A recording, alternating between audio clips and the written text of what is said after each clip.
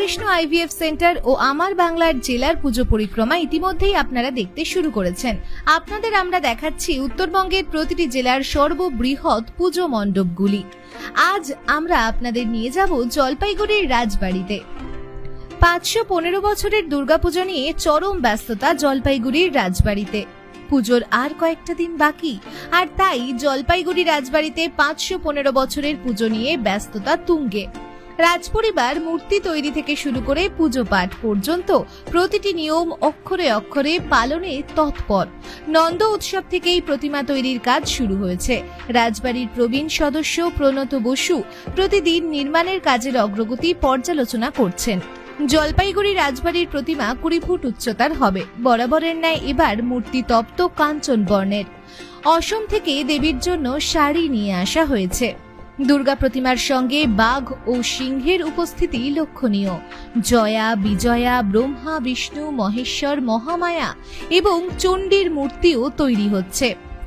রাজবাড়ির প্রতিমা ছাড়া অন্য কোনো দুর্গা প্রতিমা তৈরি করেন না মৃৎশিল্পী সুভাষ পাল। মহালয়ার আগে প্রতিমা নির্মাণের লক্ষ্যেই ব্যস্ত থাকেন তিনি। মৃৎশিল্পী সুভাষ পাল বলেন, রাজবাড়ির প্রতিমা তৈরি করা আমার কাছে অহংকারের। জলপাইগুড়ির ঐতিহ্যবাহী পুজোগুলির মধ্যে রাজবাড়ির পুজো সর্বপ্রাচীন। শহরের মানুষ আবার এই পুজোকে নিজেদের পুজো হিসেবে গণ্য করেন। পুজোর দিনগুলিতে রাজবাড়ি প্রাঙ্গণে ভিড় উপচে পড়ে। জলপাইগুড়ি তো বটেই, উত্তরবঙ্গের বিভিন্ন স্থান থেকে বহু মানুষ রাজবাড়ির প্রতিমা দেখার জন্য আসেন। পুজোর সময় রাজপরিবারের সদস্যরা দেবীকে স্বর্ণ অলংকার পরান। রূপোর বাসনে প্রসাদ নিবেদন করা হয়। এছাড়াও সপ্তমী, অষ্টমী ও নবমীতে যেমন বলি দেওয়া হবে, তেমনি অর্ধরাত্রি পুজোতেও বলি দেওয়া হয়। অর্ধরাত্রির পুজোতে চালের গুঁড়ো দিয়ে মানুষের প্রতিকৃতি তৈরি করে তা বলি দেওয়া হয়। ওই দিন রাতে 8টি পায়রা বলি দেওয়া হয়। সপ্তমী থেকে নবমী পর্যন্ত প্রতিদিন দেবী দুর্গাকে আমিষ ভোগ দেওয়া হয়। 5 রকম মাছের সঙ্গে ফ্রাইড রাইস, পোলাও থাকে। অর্ধরাত্রির পুজোতে রাজপরিবারের সদস্য এবং পুরোহিত ছাড়া কেউ উপস্থিত থাকতে পারেন না। সপ্তমী থেকে নবমী পর্যন্ত মণ্ডপে উপস্থিত সকলকে ভোগের প্রসাদ দেওয়া হয়।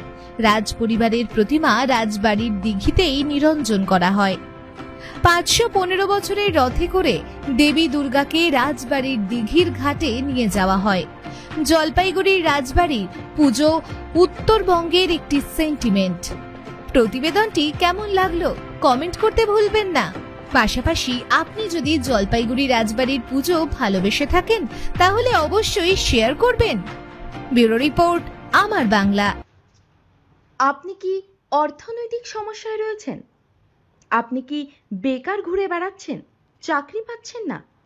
আপনার কি বারবার বিয়ে ঠিক হয়েও ভেঙে যাচ্ছে? রোজগার করছেন কিন্তু অর্থ জলের মতো বেরিয়ে যাচ্ছে। এবার এই সব সমস্যার সমাধান জ্যোতিষ প্রদীপ শাস্ত্রীর কাছে। আন্তর্জাতিক খ্যাতিসম্পন্ন বহু সম্মানে সম্মানিত রত্ন বিশেষজ্ঞ ডক্টরেট শ্রী প্রদীপ শাস্ত্রী, বাকসিদ্ধি প্রাপ্ত জ্যোতিষী ডক্টরেট শ্রী প্রদীপ শাস্ত্রী। তিনি যাহা বলেন তাহাই ফলে। ডক্টরেট শ্রী প্রদীপ শাস্ত্রী বশীকরণ ও বিবাহ স্পেশালিস্ট। ব্যর্থ প্রেম, বিয়েতে বাধা, ভৌতিক উপদ্রব, ব্যবসাতে বাধা, পারিবারিক সমস্যায় জেরবার, সব সমস্যার সমাধান একমাত্র ডক্টরেট শ্রী প্রদীপ শাস্ত্রীর কাছেই। শ্মশানতন্ত্র, তারাপীঠ ও কামাখ্যাপীঠ, সিদ্ধিপ্রাপ্ত তান্ত্রিক, জ্যোতিষী, বাস্তুবিদ, হস্তরেখাবিদ ও ফেংশুই বিশেষজ্ঞ ডক্টরেট শ্রী প্রদীপ শাস্ত্রী পারবেন আপনার সমস্যার সমাধান করতে। জন্মছক বিচার ও জটক বিচার করে সঠিক রত্ন রুদ্রাক্ষ কবচ দ্বারা গ্রহপীড়া দমন করেন ডক্টরেট শ্রী প্রদীপ শাস্ত্রী। ডক্টরেট শ্রী প্রদীপ শাস্ত্রী তারাপীঠ মহাশ্মশানের চিতার ওপর মহাহোমের মাধ্যমে ভৌতিক উপদ্রব, শত্রু বাধা, তীব্র বশীকরণ, বিচ্ছেদ, ব্যবসায় উন্নতি সহ সমস্ত প্রকার জটিল সমস্যার স্থায়ী প্রতিকার করেন। তাই আর দেরি নয়, এখনই ফোন করুন ডক্টরেট শ্রী প্রদীপ শাস্ত্রীকে। Phone number 8777249107। Doctorate Shri Pradeep শাস্ত্রীর চেম্বার হাতিয়াড়া, বাগুইয়াটি, বর্ধমান, দক্ষিণেশ্বর, কোচবিহার, শিলিগুড়ি, আসাম ও Tripura. This channel does not promote any violent, harmful, or illegal activities. All content provided by this channel is meant for an educational purpose only.